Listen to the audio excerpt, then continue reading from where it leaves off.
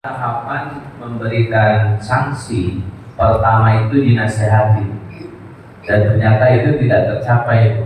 Nabi tidak menemukan penerimaan dari istri ketika mereka dinasehati. Akhirnya Nabi meninggalkan mereka dari kerajaan.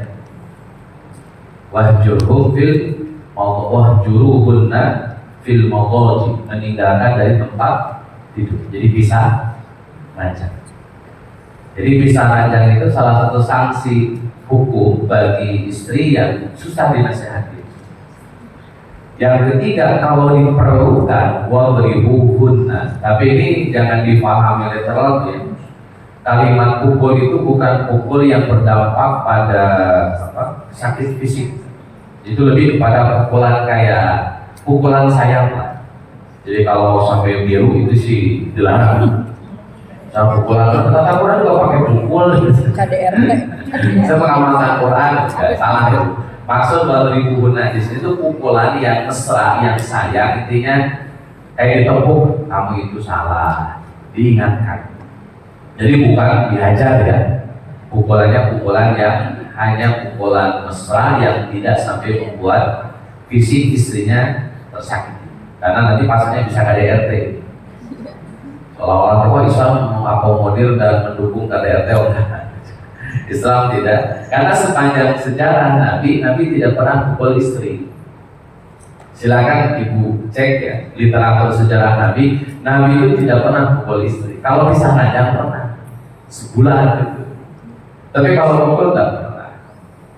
Nah hadirin Fatimah rahimahumullah, setelah 1 bulan Nabi pisah ranjang, Umar bin Khattab yang marah-marah. Nabi itu tidak marah waktu itu, cuman adalah saya tinggalkan saja daripada saya pusing. Akhirnya Umar yang turun, karena kata Umar kalau dibiarkan masalah ini, takutnya jadi sunnah kepada para sahabat untuk meninggalkan istri berbulan-bulan. Akhirnya beliau samperin di sisi Nabi. Kata Umar bin Khattab, kalian ini kenapa? Kalau Allah mau, kalian akan dicerai oleh Nabi, dan Allah akan ganti kalian dengan istri-istri Nabi yang lebih soleh, lebih taat daripada kalian. Ini kayak ancaman. Jadi yang ngancam bukan Nabi, yang ngancam adalah Umar. Sampai kata Aisyah tuh, kenapa sih kamu Umar? Nabi aja nggak pernah begini, kok kamu begini sama kami? Orang sana Nabinya aja anteng-anteng aja gitu. Kok kamu malah sewa-sewa sama kami? Itu komentar Aisyah ketika mendengar Umar bin Khattab sedikit marah. Itu boleh dicek dalam surat At-Tahrim surat ke-66. Surat ke-66 ayat 4 ayat 5. Boleh dicek.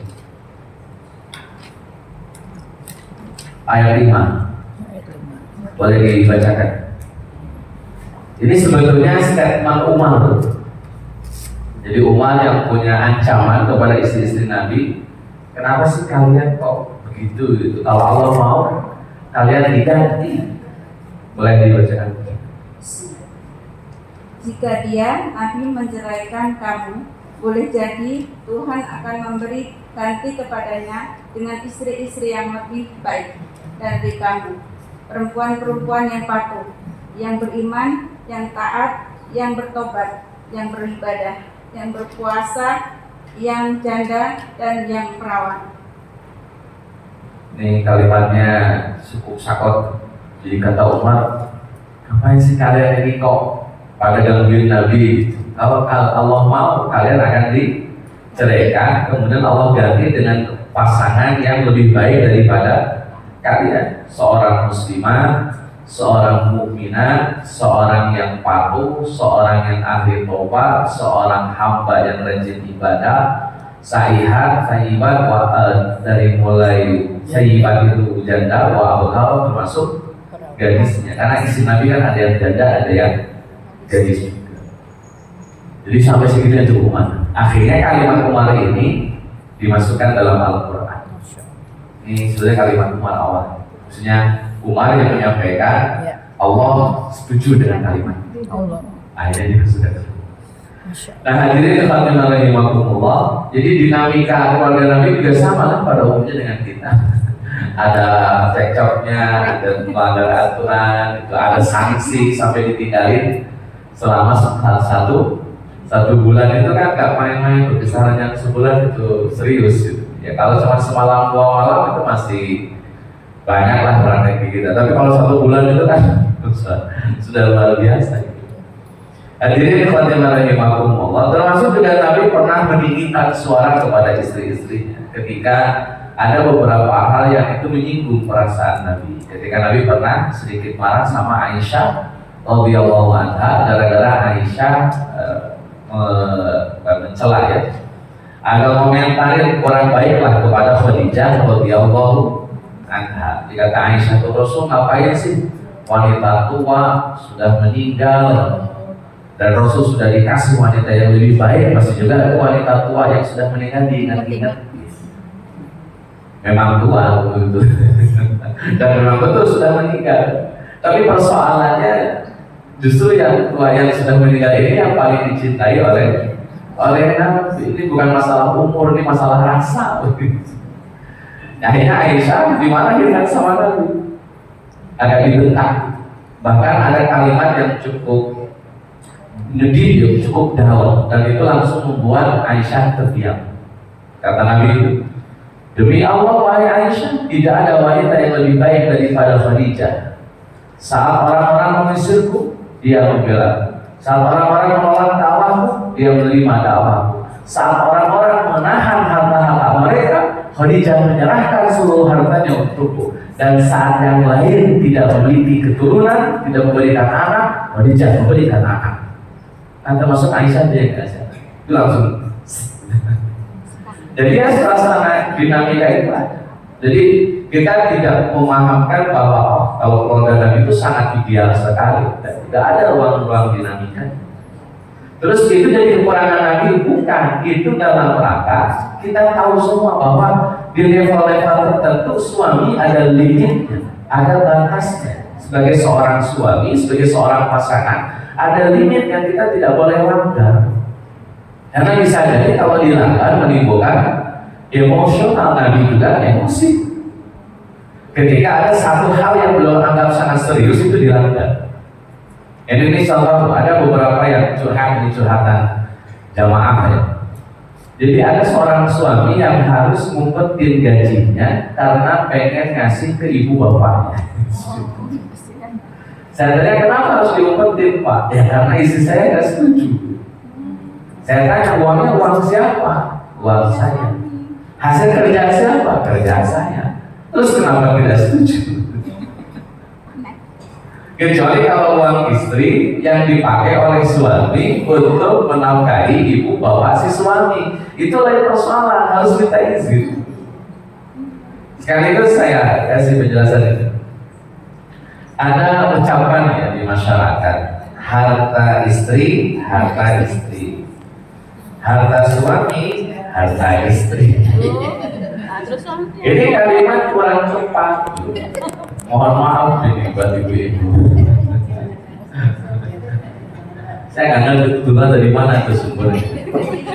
Harta istri betul harta istri, harta suami tetap harta suami.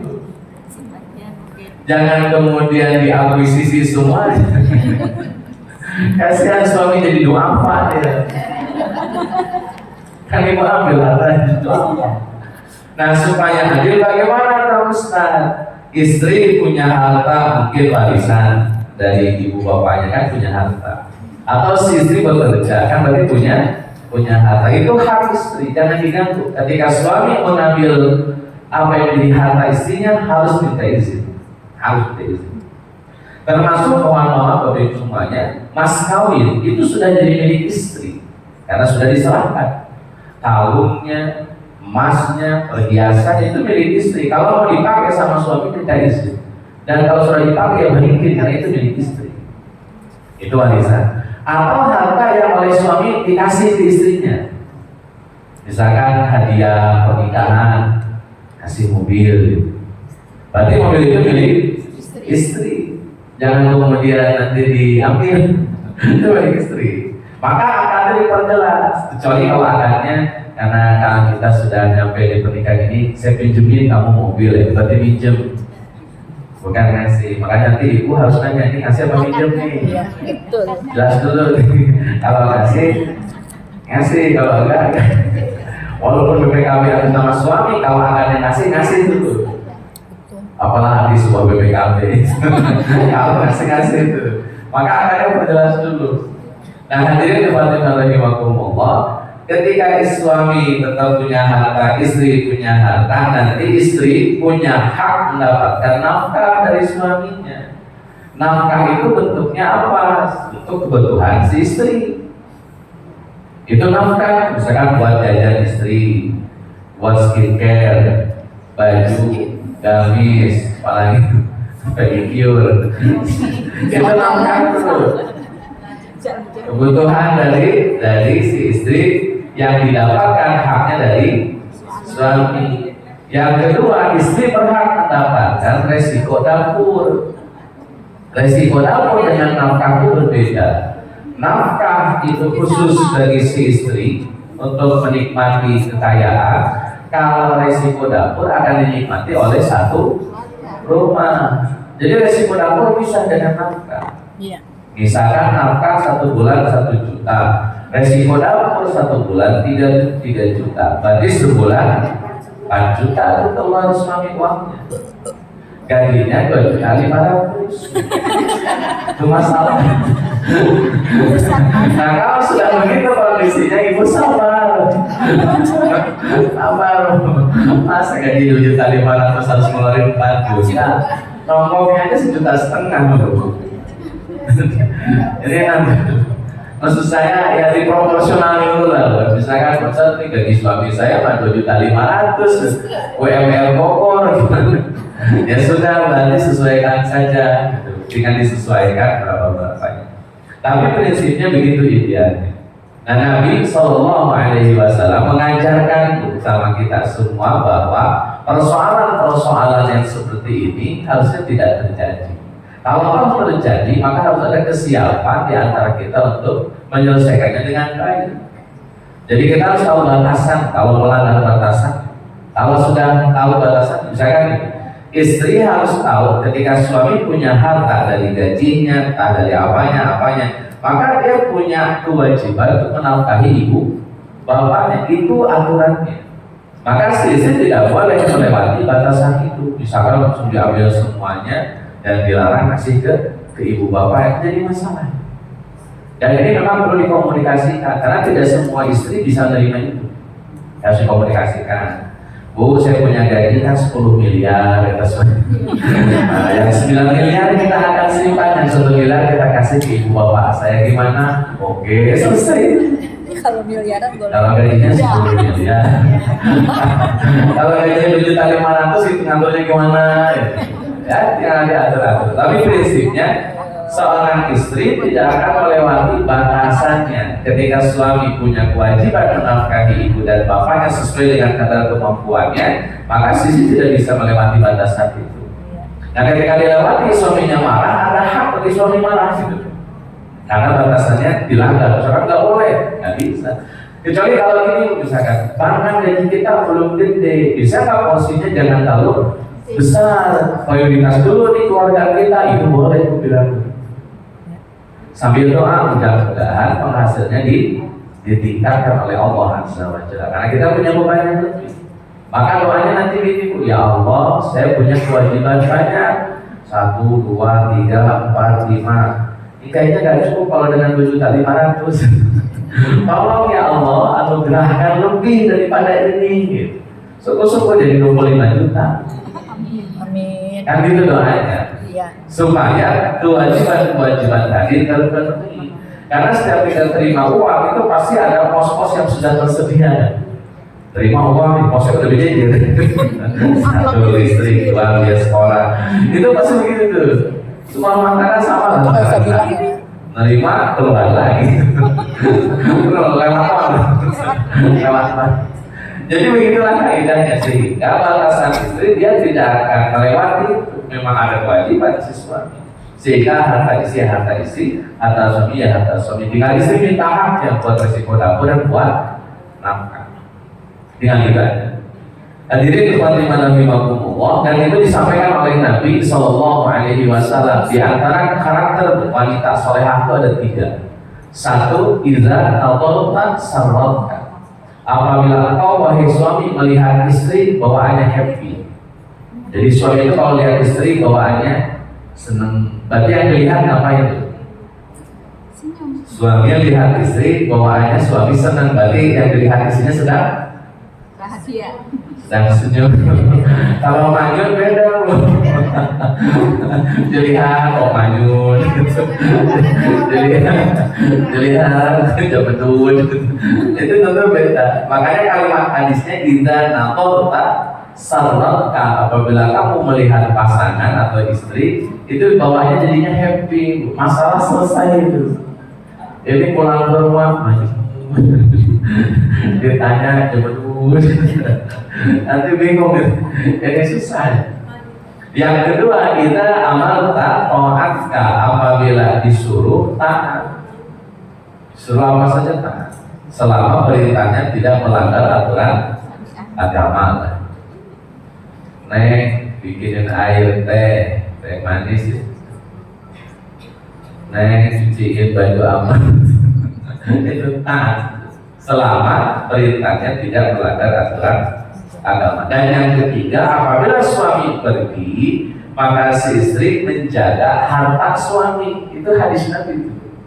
Berarti dalam hadis ada yang namanya harta suami, bukan semuanya diakuisisi oleh istri. Jadi itu eksistensi adanya harta bernama harta suami. Tugas istri jagain ketika suaminya pergi. Suaminya punya uang di brankas, punya uang di mana jagain. Kalau mau diambil izin dulu, karena itu harta suami. Kecuali itu harta istri, maka tidak usah minta izin kepada suami untuk pengelolaan atau pengeluaran dari harta yang istri miliki. Itu batasan. Sehingga kalau itu dilanggar, suami berhak marah nantinya. Apa berhak memberikan nasihat ketika. Jadi tidak boleh ada suami yang harus mengutip gaji hanya untuk ngasih buat ibu bapaknya. Wah, itu nggak beres, harus diselesaikan. Jadi jangan sampai ada kasus begitu, ada case seperti itu. Padahal itu jelas karena tidak sepahaman dalam memahami sebuah aturan agama. Hadirin ikhwatina rahimakumullah, Nabi Shallallahu Alaihi Wasallam juga mengalami fase di mana beliau misalkan, mohon maaf ya agak sedikit spesifik. Nabi pernah ngajak istrinya untuk aktivitas suami istri dan ditolak. Ada penolakan yang dialami oleh Nabi. Pada level Nabi ditolak. Nabi nikah dengan Sofiyah, namanya Sofiyah binti Huyai bin Akhtab. Itu orang Khaybar. Kemudian beliau berkemah gak jauh dari Khaybar. Karena sudah menikah dan sudah datang waktu malam sedang berkemah, Nabi mengajak Sofiyah. Sofiyah menolak.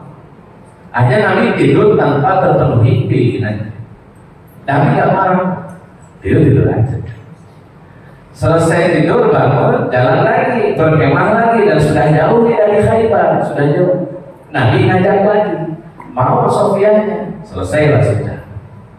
Nah setelah semuanya selesai, Nabi nanya, Sofiyah, saya mau nanya, ini kan ajakan kedua, ajakan pertama kenapa gak mau? Jawab Sofiyah, Rasul, tempat kemah kemarin itu masih dekat dengan Khaybar, masih dekat dengan kampung halaman saya. Banyak orang mati di sana. Ini bentuk empati saya, masa saya mendapatkan kenikmatan, sedangkan di tempat itu banyak keluarga saya, kerabat saya mendapatkan kesedihan. Saya gak enak, gak respect gitu. Beliau mendapatkan kebahagiaan, padahal keluarganya sedang bersedih. Saya gak nyaman. Khawatir malah nanti kurang begitu maksimal melayani wahai muslim. Nah kalau jauh, ya minimal kalau sudah jauh udah jauh lah. Jadi tidak lagi gak nyaman gitu, karena sudah jauh ini. Nah itu akhirnya Nabi paham, oh pantas ini sudah gak apa-apa. Jadi penolakan pun ada Nabi alami, walaupun punya argumentasi alasan. Artinya ini kesimpulannya, menolak keinginan suami dengan alasan yang syar'i, dengan alasan yang sangat tepat, itu sah-sah. Ketika memang ada usul, misalkan dulunya ya sakit, Kan itu uzur yang nggak bisa kita apa-apakan ya, kan sakit gimana? Atau uzur-uzur yang lain. Jadi tidak saklek pokoknya kalau suami minta harus. Nabi juga mengalami penolakan. Dan itu ya sah-sah saja. Namanya juga dinamika rumah tangga. Jadi jangan salah, cuma ini perlu dikomunikasikan supaya